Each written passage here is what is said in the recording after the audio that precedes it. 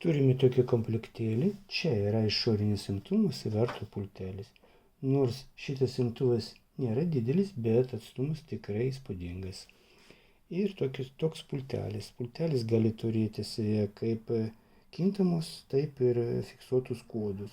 Kintamus kodus tai yra visus keylog tipo kodus. Ir aišku, šitas imtuvas irgi gali turėti arba priimti visus kintamo kodo signalus, tai yra keylog kodo signalas. Dabar parodysim, kol kas pultelis, pažiūrėsim ar veikia. Ne, kol kas pultelis neveikia.